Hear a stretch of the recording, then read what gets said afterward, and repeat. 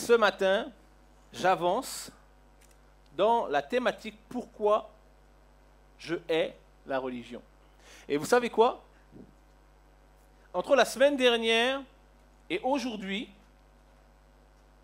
ma position n'a pas changé. Je déteste toujours la religion. On regarde ensemble ce matin à la religion que je qualifierais finalement d'une présence désintéressée de gens dans une assemblée qui est l'assemblée des saints. Que je qualifierais d'une vie sans action. Une vie chrétienne sans action, sans motivation, sans relation, sans conviction. À une vie qui réclame d'être sauvée, mais qui ne veut pas être renouvelée. Ça, c'est en quelques mots, c'est ma définition de la religion. Alors ce matin, encore une fois, comme la semaine dernière et comme les messages qui sortiront dans cette série, bien sûr, on ne juge personne. On ne juge personne. Cette série n'est pas une série de jugements parce qu'on peut tous, un jour, être victimes de la religion. On peut tous, un jour, tomber dans un travers qui fait que finalement, on est dans l'église, on vit l'église, mais on a oublié le pourquoi. On a oublié la raison d'être qui nous attache à l'église. Et, au risque de vous choquer, il m'est arrivé de vivre l'église en ayant oublié ce qui en faisait la force. Pourquoi? Parce que nos vies sont bousculées, nos vies sont chahutées. Nos vies passent par des événements, des situations qui quelquefois nous perturbent, quelquefois nous déstabilisent et finalement nous amènent dans des stratégies de survie qui nous font oublier, qui nous font perdre le cap sur celui qui finalement est la solution. Alors ce matin, bien sûr, aucun jugement. On a vu la semaine dernière que Jésus avait fait des reproches, des lourds reproches à des hommes qui étaient les scribes et les pharisiens. Et pour rappel, ces gens étaient les rédacteurs et ceux qui préservaient la parole de Dieu. Et pourtant, leur esprit avait vrillé, leurs attitudes et leurs pensées, leurs actions étaient devenues tout ce que Dieu déteste. La religion, c'est une vie spirituelle selon le désir des hommes. Qu'est-ce que j'aimerais qu'il soit fait? C'est ça que je vais établir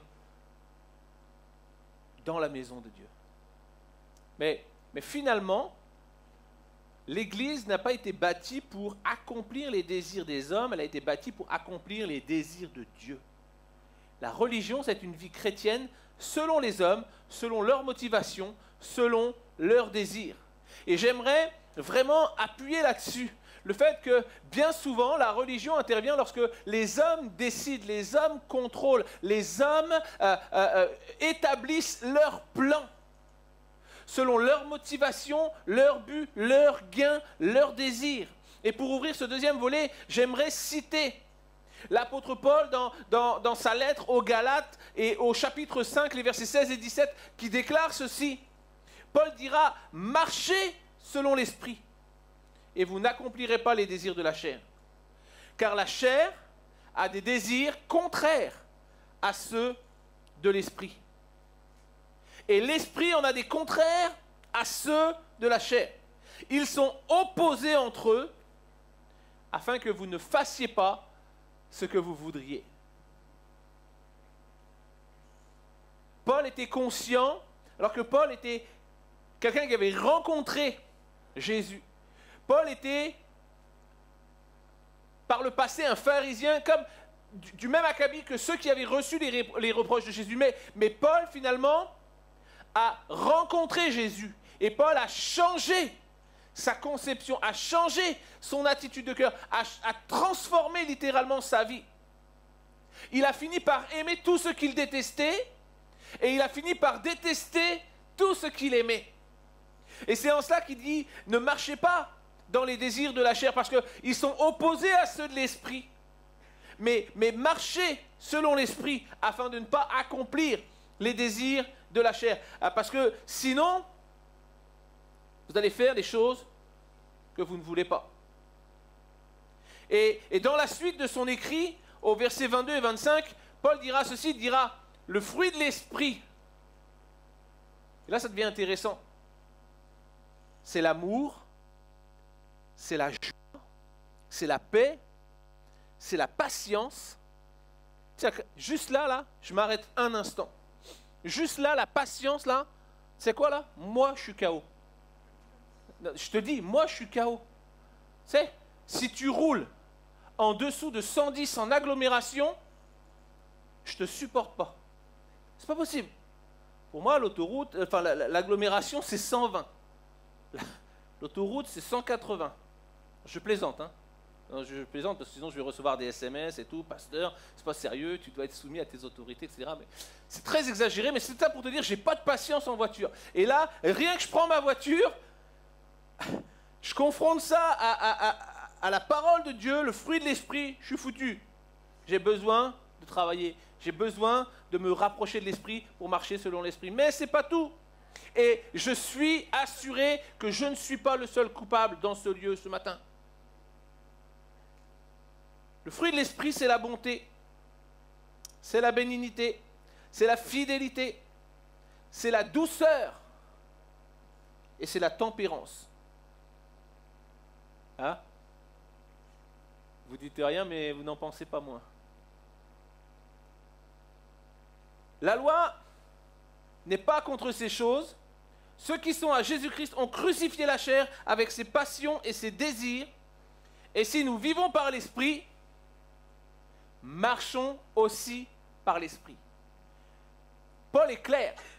Paul il dit, si tu reconnais Jésus, si tu acceptes Jésus, si tu es un chrétien, si tu dis que tu es né de nouveau, tu ne peux pas marcher selon ton ancienne nature. Imaginons simplement que nos chaussures sont vraiment là, c'est comme tu as fait 10 ans avec tes chaussures. Tu vois l'état. Je ne parle pas de l'odeur. Mais tu vois l'état de tes chaussures très abîmées, des trous partout, etc., etc. Et on te donne une nouvelle paire de chaussures, toute neuve. Visualise-la, celle que tu veux. Nike, Adidas, Puma, Reebok, etc. Puis finalement, tu as ces nouvelles paires de chaussures que tu as reçues, mais tu continues à marcher dans des vieux souliers sales, inconfortables, qui prennent l'eau, qui sont malodorants. Tu ne peux pas, spirituellement c'est pareil, tu ne peux pas, si tu déclares être rempli de l'esprit, tu ne peux pas marcher autrement que par l'esprit. Et pourtant, c'est le cas de beaucoup. C'est pourquoi Paul va dire ceci, il va dire, si nous vivons par l'esprit, marchons aussi par l'esprit. Alors il y a une question, et c'est mon premier point ce matin. Pourquoi nous ne marchons pas selon l'esprit? Pourquoi est-ce qu'il peut nous arriver finalement de ne pas marcher selon l'esprit? Et maintenant je vous pose une question, est-ce qu'il est possible que le Saint-Esprit soit un menteur? Est-ce qu'il est possible que les écrits bibliques se soient trompés? Ou est-ce que finalement il serait possible que nous ne soyons pas remplis de l'esprit? C'est des questions, hein? Et je n'attends pas de réponse. Moi, c'est des questions que je me pose à moi dans certaines situations de ma vie. Je voudrais te dire ceci, ta chair aspire aux désirs et aux plaisirs de ce monde. Ta chair, toi, ta nature humaine, elle aspirera toujours au plaisir, aux désirs de ce monde. Elle sera toujours attirée par le péché. Elle attire le péché à elle. Elle cherchera toujours ce qui est issu de sa nature déchue. Ta chair, ta nature humaine, elle ne supporte pas la sainteté. Elle ne supporte pas le Saint-Esprit. Pourquoi? Parce qu'elle est marquée par le péché. Elle est marquée par des actes, des actions, par toute une sorte de choses. qui font qu'elle repousse et elle ne supporte pas le Saint-Esprit. Et toujours dans Paul aux Galates, l'entre-deux de nos deux textes que nous avons lus nous explique ceci. Paul dira les œuvres de la chair avant de parler des œuvres de l'esprit. Mais il dira les œuvres de la chair sont manifestes. Ce sont l'impudicité, l'impureté, la dissolution, l'idolâtrie, la magie, les inimitiés, les querelles, les jalousies, les animosités, les disputes, les divisions, les sectes, l'envie, l'ivrognerie, les acceptables et les choses semblables. Paul, à un moment donné, il s'est arrêté, il a dit, c'est comme, je vais écrire un deuxième tome de la Bible juste pour expliquer les œuvres de la chair, parce qu'il y en a tellement, il dit, et les choses semblables. Tout ce qui a rapport, tout ce qui gravite autour de ces choses dont nous avons parlé, ça, ce sont les œuvres de la chair. Et il dit, je vous dis d'avance, comme je l'ai déjà dit, ceux qui commettent de telles choses n'hériteront pas le royaume de Dieu. Il y a une alerte. Il y a une alerte de l'apôtre Paul aux Galates qui est, si vous êtes remplis de l'Esprit, si vous revendiquez que le Saint-Esprit habite en vous, marchez remplis de l'Esprit. Mais arrêtez de marcher selon la chair. Parce que si vous marchez selon la chair, c'est qu'en fait, vous n'êtes pas remplis de l'Esprit. Parce que si vous étiez remplis de l'Esprit, les œuvres de la chair ne pourraient pas tenir. Ta chair, ta nature humaine, livrée au péché, ne recherchera jamais les choses de l'esprit. Au contraire, elle s'accroche à tout ce qui va repousser la sainteté de Dieu. Et j'aimerais te montrer d'une manière pratique et logique, finalement, comment est-ce que le péché, la chair, l'esprit et les œuvres de l'esprit fonctionnent. Parce que par nature, cet aimant, qui est moi, qui est toi, qui est peut-être toi sur les réseaux sociaux, attire le péché. C'est-à-dire que tu n'as même pas besoin d'entrer dans le péché. Le simple fait de flirter avec le péché l'attire à toi. Nous sommes des aimants à pécher. Et quel que soit le type de péché, tu peux finalement toujours être attrapé et attraper le péché. Le péché, par nature, va se coller à ta chair. Et c'est pourquoi Paul dira, ne marchez plus selon la chair. Parce que si vous restez qui vous êtes dans l'Église, si vous restez qui vous êtes dans votre foi chrétienne, alors vous n'êtes pas dans une relation, mais vous vivez une religion. Vous pensez que vous marchez avec le Seigneur, mais finalement, sans cesse, vous accrochez le péché. Paul dit, je suis l'exemple d'une vie renouvelée. Je suis l'exemple, tu as besoin, à l'image de l'apôtre Paul, de prendre conscience que nous avons besoin de nous arrêter. Jésus a arrêté Paul sur le chemin de Damas. Et Paul a été obligé de concevoir qui il était, ce qu'il faisait. Et Paul était persuadé que tout ce qu'il faisait, c'était pour Dieu. Je ne l'invente pas, hein, c'est réel. Lui, il était convaincu que cette nouvelle doctrine, elle nuisait à qui était Dieu. Et il était important, et on mettait à mort les gens. Et Paul flirtait, et Paul s'accrochait au péché. Mais alors que Jésus vient rencontrer Paul, Paul va prendre en considération qui est Christ. Et Paul va s'arrêter un instant et considérer que tout ce qu'il fait, c'est tout ce que Dieu déteste. Et tout ce qu'il ne fait pas, c'est tout ce que Dieu aime.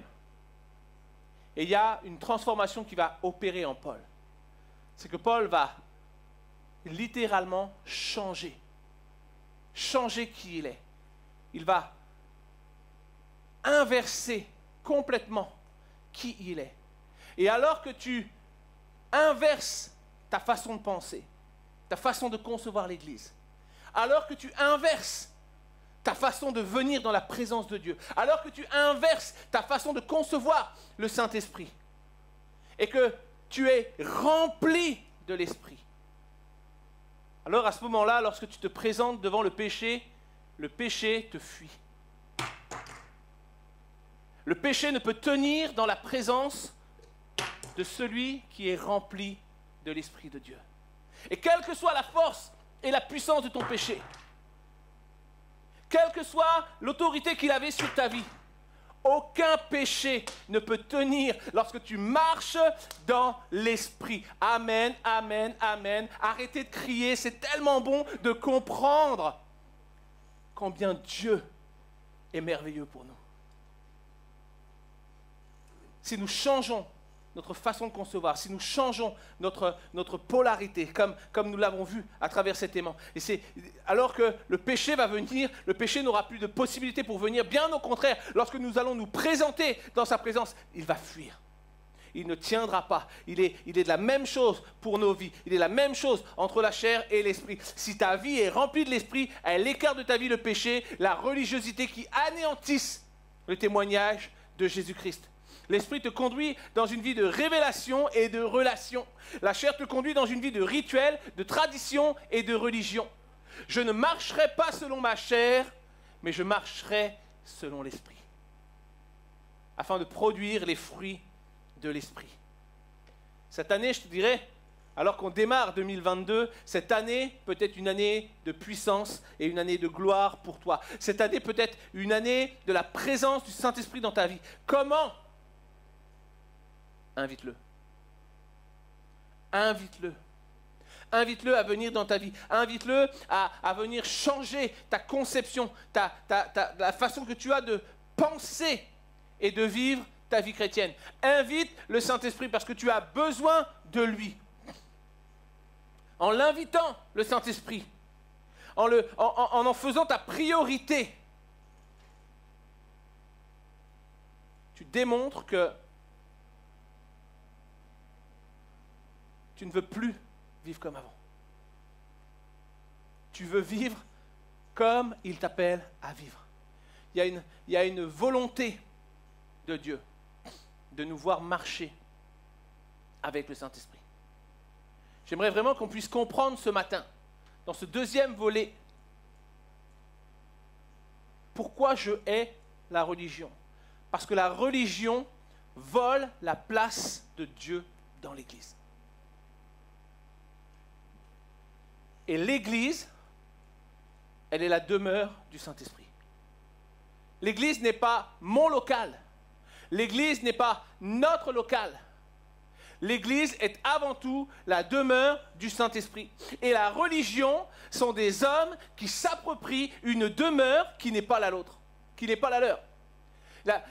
La religion, c'est des hommes, des femmes qui s'approprient une demeure qui n'est pas la leur.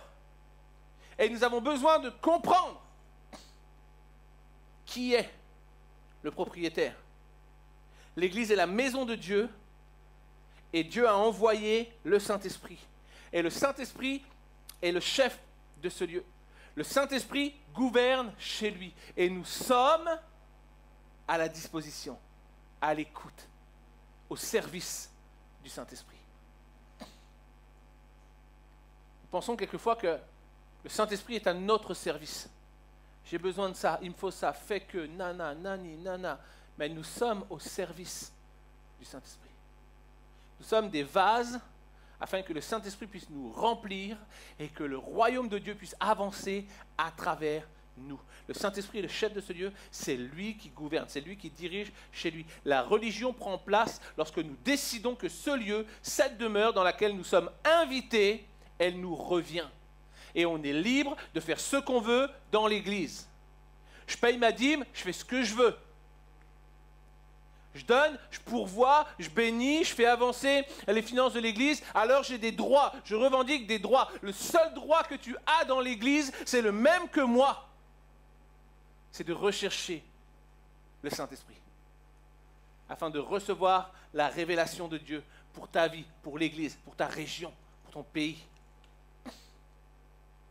Comprenons que le Saint-Esprit laissera toujours la place à celui qui se lève et qui revendique « c'est moi le boss ici ». Okay? J'ai entendu plein de gens considérer les églises comme leur bébé. Pas plus tard que cette semaine, quelqu'un m'a dit, l'église c'est mon bébé, c'est son bébé, en parlant de certaines églises.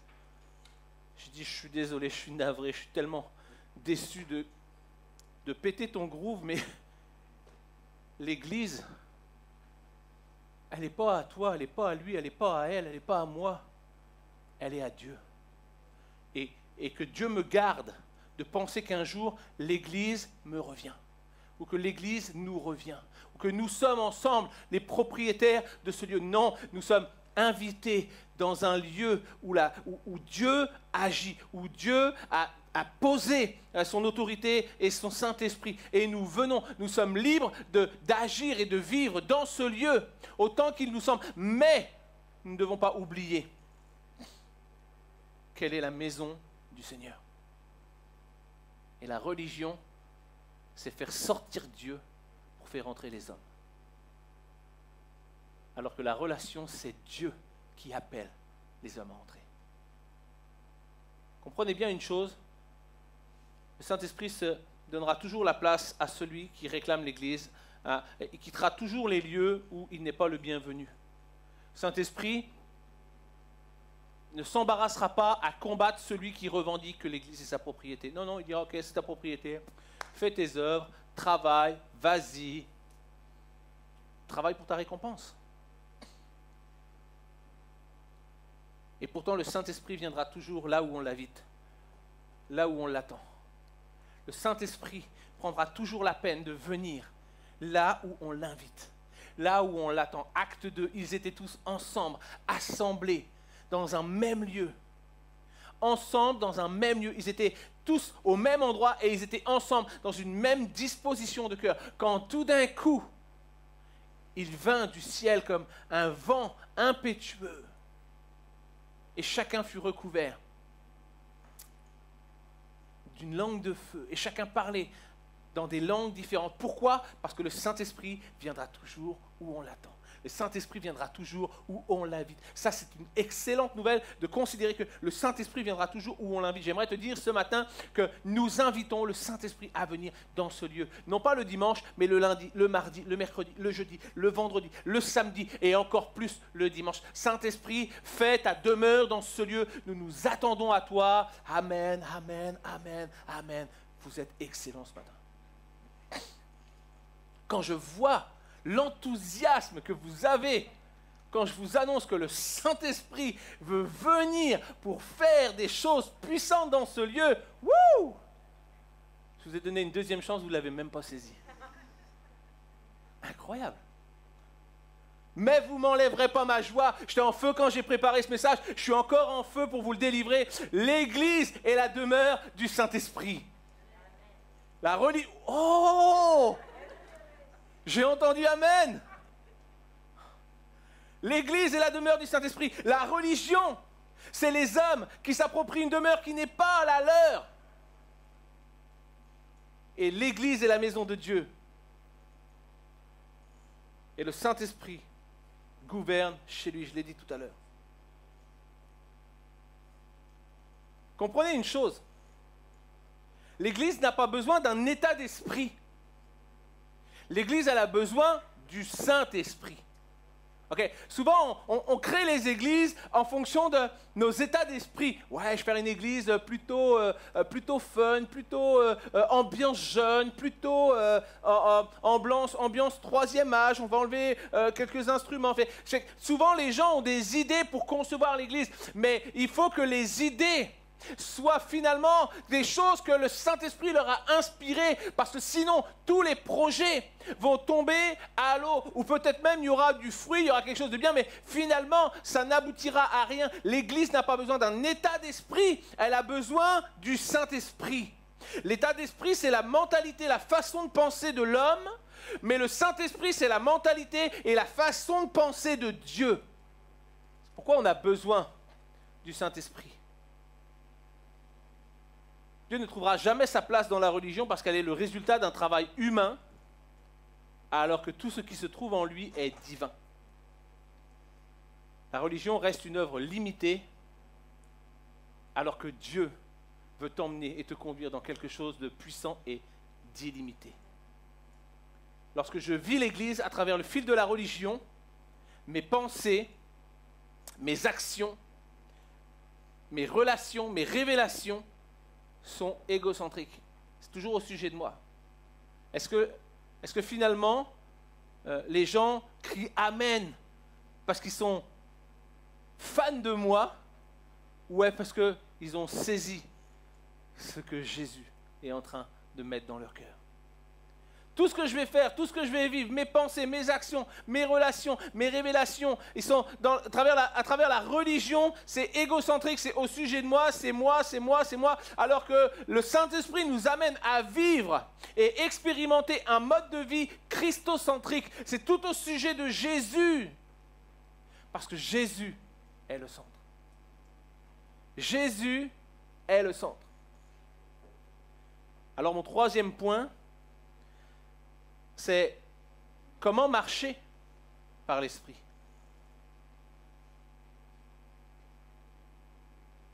Nous avons besoin premièrement, de réaliser et de concevoir que le Saint-Esprit est dans l'Église. Souvent, on est comme Thomas. On croit ce qu'on voit. Mais pourtant, le Saint-Esprit que tu ne vois pas est dans ce lieu. Il est au cœur de l'Église. Mais bien avant les locaux, l'Église dans laquelle nous sommes, le Saint-Esprit est présent. Le Saint-Esprit est présent dans l'Église que nous sommes, le moi, avant d'être présent dans l'Église que je fréquente, le bâtiment. Nous sommes l'Église. Parce que finalement, c'est quoi l'Église ? Est-ce que l'Église, c'est le bâtiment? Et si tu n'as pas de bâtiment, tu n'as pas d'Église?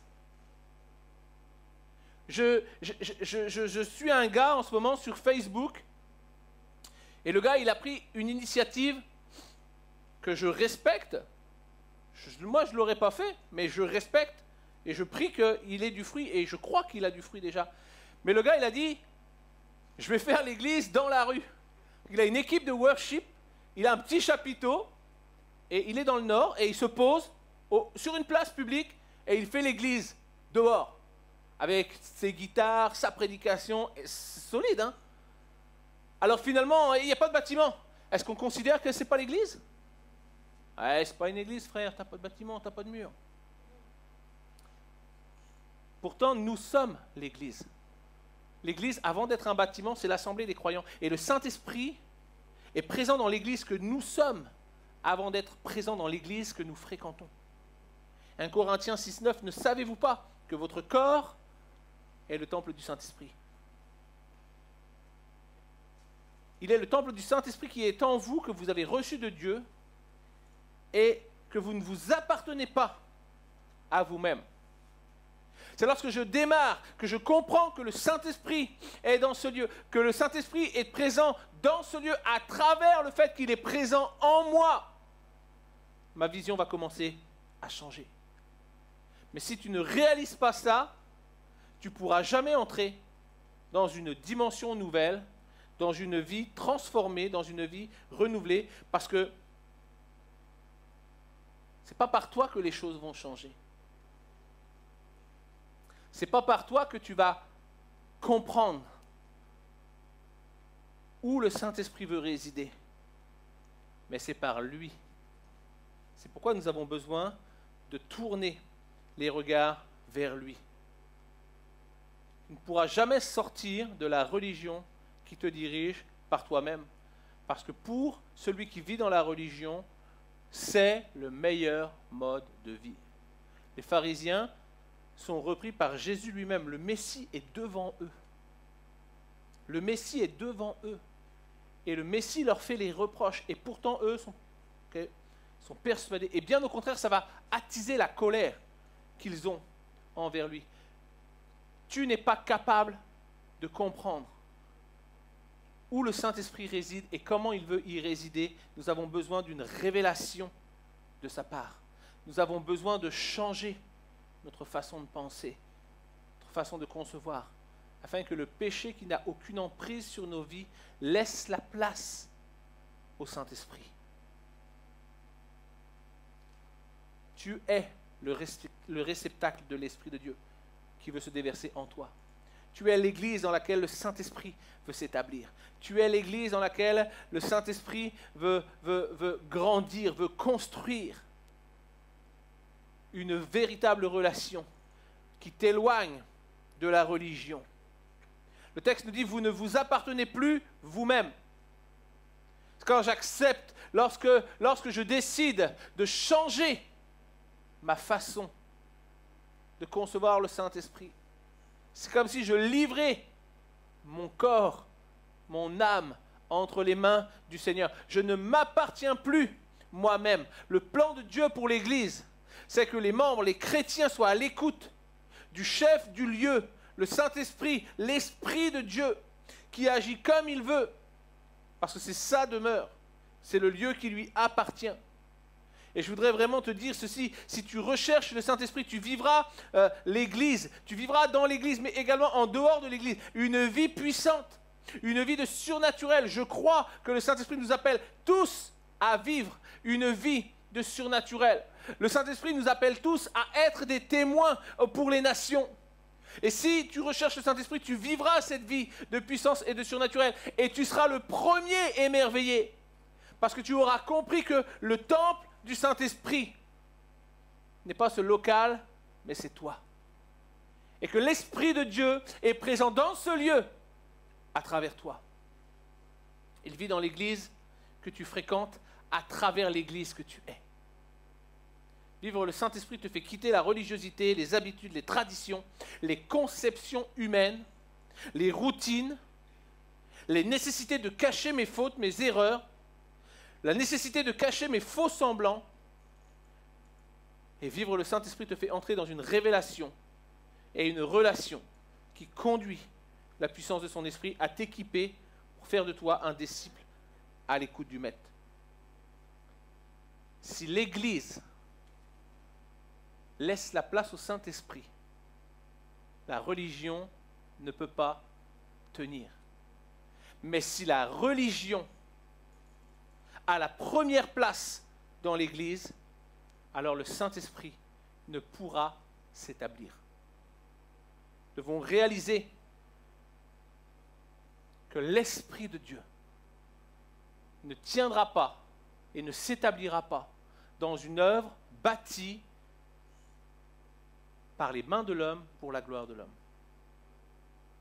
Mais nous devons prendre conscience que Dieu nous appelle à bâtir le travail de la main de l'homme pour la gloire de Dieu. La première personne pour qui tu dois venir à l'église, c'est le Saint-Esprit. Parce que c'est lui qui te révèle Christ. C'est lui qui te transforme. C'est par lui que tu vis une vie renouvelée. Sinon, tu vas vivre sous la cloche de la religion et tout ce que tu vas vivre, ça va être juste une réalité parallèle. Et c'est comme aller au casino et jouer à la machine à sous à côté du gars qui rafle des millions et toi, tu ne gagnes pas. Tu te poses la question, pourquoi c'est pas moi? Pourquoi c'est pas moi qui gagne? Nous devons réaliser que Dieu nous appelle à gagner. Mais tu ne pourras jamais gagner si tu décides de vivre par toi-même. La religion, et j'arrive dans ma conclusion, la religion c'est finalement une vie en Christ, mais sans Christ. C'est ça, la religion. Une vie en Christ, mais sans Christ. C'est comme un steak sans viande. Ouais, c'est vrai, ça existe. Un steak sans viande. Et pourtant, la définition, ce que je me suis posé, je me suis arrêté un instant, tu vois. Là, on est sérieux, tu vois. Tu vois, j'ai réfléchi avec moi-même, je me suis dit, Seb, attention. Aujourd'hui, au 21e siècle, tu ne peux pas risquer d'avoir des conflits avec les végans. Comme, fais attention, pèse tes propos, assure-toi des sources, tu vois. Donc, je suis allé au bout, tu vois, je suis allé au bout des choses. Donc, j'ai tapé définition steak. Là, j'ai dit là, je ne peux pas me tromper. Et Larousse me dit, le steak est un morceau de viande découpé et préparé à partir de la carcasse d'un animal pour sa consommation. Pas être plus clair. Et pourtant, je vais au supermarché,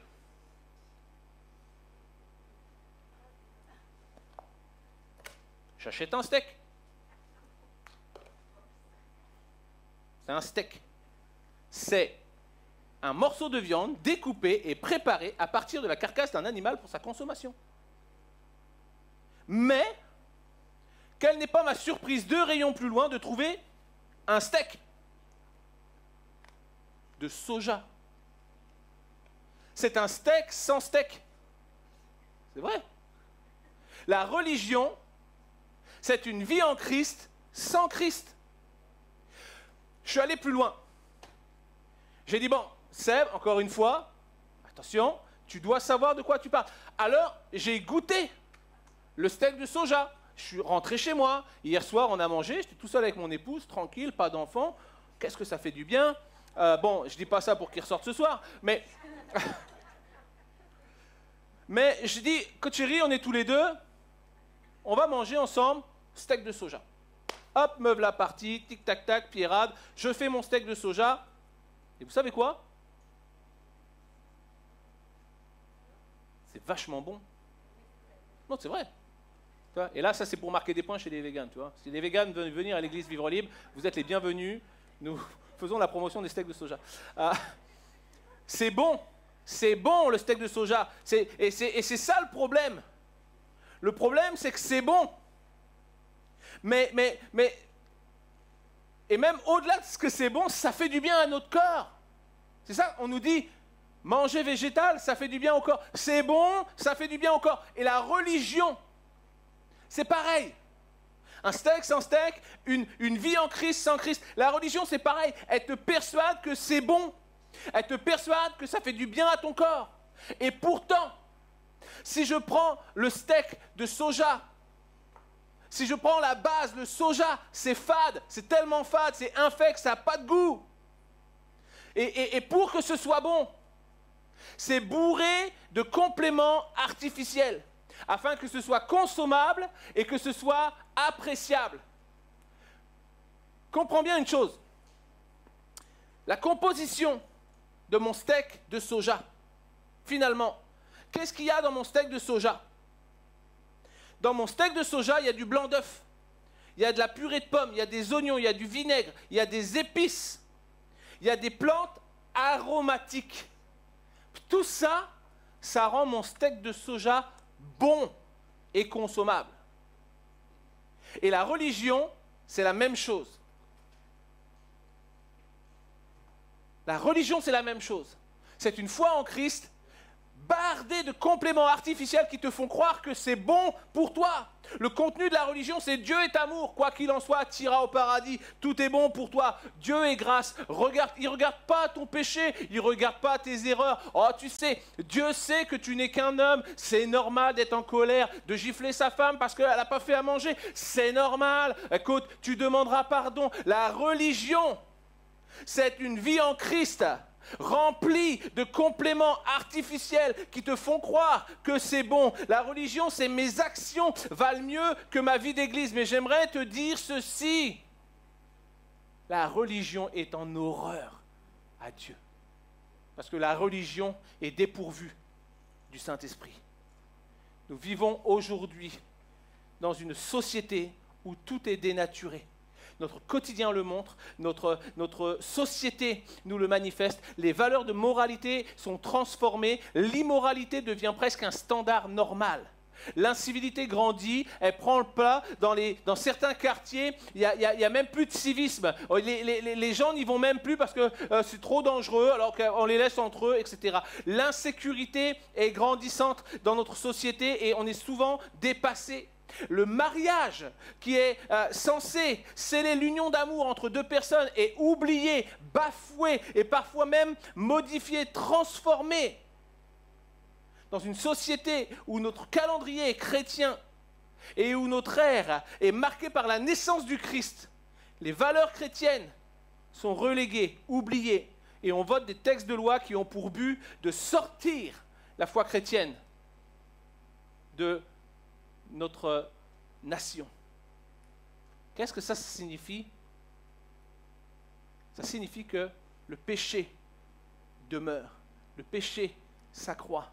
Et au milieu de ça, s'élève une relation avec Christ, sans Christ, appelée la religion. Quelque chose qui te fait croire que tout est bon pour toi, tu n'as rien à craindre. Dès lors que tu as dit que Jésus est ton sauveur, tu peux vivre comme tu veux, tu iras au paradis. Le texte, la parole de Dieu nous dit que, et c'est Jésus qui donnera cette parabole, ce sera ma conclusion. Il y a beaucoup d'appelés, mais il y a peu d'élus. Matthieu 22, 14. J'aimerais conclure avec ça le temps que j'appelle les musiciens. Il y a beaucoup d'appelés et il y a peu d'élus. Et alors que être appelé, c'est recevoir une invitation. J'ai une super belle invitation ici. J'étais invité à vivre quelque chose d'extraordinaire parce que j'ai reçu l'invitation, j'ai été appelé.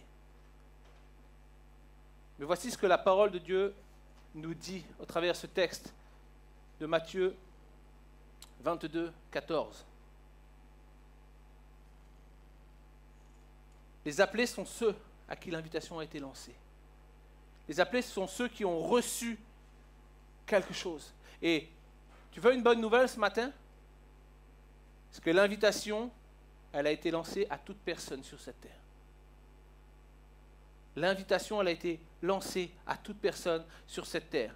Mais celui qui reçoit l'invitation est appelé. Ça ne fait pas de lui un élu.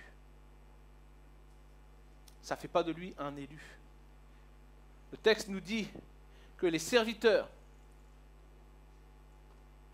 du Maître ont été missionnés pour aller inviter tout un ensemble de gens qui étaient considérés comme dignes de se tenir en présence des mariés pour un mariage merveilleux. Et alors que les serviteurs partent et vont chercher les invités, le texte nous dit qu'ils ont tous décliné l'invitation. Ils avaient reçu une invitation, mais ils ont tous décliné l'invitation. Ils ont tous jugé que finalement ils étaient trop occupés. Finalement, les œuvres qu'ils avaient, les priorités qui étaient dans leur vie, faisaient qu'ils n'avaient pas le temps pour répondre à cette invitation. Et j'aimerais te dire ceci, les occupations, c'est les œuvres de notre chair. Comme Paul l'écrit aux Galates, c'est nos passions, c'est les choses que nous ne voulons pas abandonner et qui nous rendent esclaves de notre chair. J'ai trop de choses à gérer, j'ai trop de choses dans ma vie et je ne peux pas répondre à cette invitation. En fait, ils ne voulaient juste pas venir. Ils étaient trop occupés, trop préoccupés par leurs affaires et ils avaient même reçu cette invitation avec mépris. Peut-être même certains n'avaient même pas ouvert l'invitation. Peut-être même certains avaient vu simplement que, tiens, c'est une invitation. Ils avaient posé ça sur la table basse et puis le temps est passé. Et peut-être même quand les serviteurs sont venus, ces gens ne savaient même plus qu'ils avaient été invités. Alors, le maître a dit, puisque c'est comme ça, allez chercher les gens dans les rues, dans les fossés, dans les bosquets et amenez-les, dites-leur que eux sont invités et qu'ils viennent pour participer à la fête. Et vous savez quoi? La salle des noces était pleine de convives qui avaient répondu à l'invitation et qui avaient laissé leurs préoccupations et leurs occupations pour venir et aller à cette invitation. Waouh! J'ai reçu une invitation. Je suis invité. Et je vais répondre à cette invitation. Et j'aimerais te dire ceci, moi, cet été, j'étais invité à vivre le mariage de mon fils et de ma belle-fille. Et laisse-moi te dire une chose, pour rien au monde, j'aurais raté ça. Pour rien au monde, j'aurais désisté cette invitation. Pour rien au monde. Parce que si je n'avais pas répondu à l'invitation et si je ne m'étais pas déplacé, ne verriez pas cette photo de moi avec tous mes amis, tellement en joie à ce mariage. On a vécu quelque chose de tellement bon. Et j'aimerais te dire ceci. Dieu veut que tu sois sur la photo. Dieu veut que tu sois sur la photo, mais si tu veux être sur la photo, tu dois répondre à l'invitation. Tu dois te déplacer, tu dois venir, tu dois prendre cette décision de venir. Mais le texte nous dit également qu'au milieu de tout ça, au milieu de cette fête, au milieu de ces noces, un homme s'est présenté avec un vêtement inapproprié. Et il a été jeté dehors. Il a été jeté dehors. Pouvons-nous réaliser que les noces, c'est la présence de Dieu. C'est l'endroit où Dieu nous appelle à vivre. C'est l'endroit où nous vivrons ensemble dans sa présence. Mais nous pouvons d'ores et déjà vivre dans la présence de Dieu sur cette terre. Mais le vêtement inapproprié, c'est la religion. Parce que la religion ne te permettra jamais d'entrer dans la présence de Dieu. C'est la démonstration même de la religion. Tu vis ta vie dans l'église, mais tu ne peux entrer et te tenir dans la présence de Dieu parce que ta vie porte la marque des œuvres de la chair. Alors tu vis une vie en Christ sans Christ, un steak sans steak. Finalement, ça nous amène à quoi? À prendre conscience que les œuvres de la chair sont présentes, que le péché est présent, que le péché est puissant, et que le péché nous détache de la communion que nous avons avec le Saint-Esprit. Les œuvres de la chair sont opposées à celles de l'Esprit. Les œuvres de la chair te chargent, t'accablent et t'empêchent de te tenir en présence du Saint-Esprit, alors que le Saint-Esprit veut te décharger et t'élever auprès du trône de Dieu pour que tu sois sur la photo. La religion ne te satisfera jamais. La religion laissera toujours un vide dans ta vie que seul le Saint-Esprit peut remplir. C'est dans sa présence, dans la présence de Dieu que tout se passe. C'est à son autel que tout commence ou que tout recommence. C'est par le Saint-Esprit que nous sommes transformés et arrachés au péché de la religion vide et insatiable. Nous avons besoin de prendre conscience que venir à l'église ne sert à rien si nous ne sommes pas l'église. Et à quel moment nous sommes l'église? Lorsque nous nous laissons remplir du Saint-Esprit afin de marcher selon l'Esprit. J'aimerais qu'on conclue ce message ce matin avec ce chant qui dit « Viens à son autel ». Parce que les bras du Père sont grands ouverts. Viens à son autel ce matin. Ses bras sont grands ouverts. Mon péché est brisé lorsque je me tiens dans la présence du Saint-Esprit. Est-ce que ce matin, on peut, comme une prière, une dernière prière, dans ce temps, cette matinée, élever la voix pour dire « Seigneur, je viens ce matin à ton autel. Je viens pour recevoir ton esprit afin de voir ma vie être transformée. » C'est mon désir ce matin.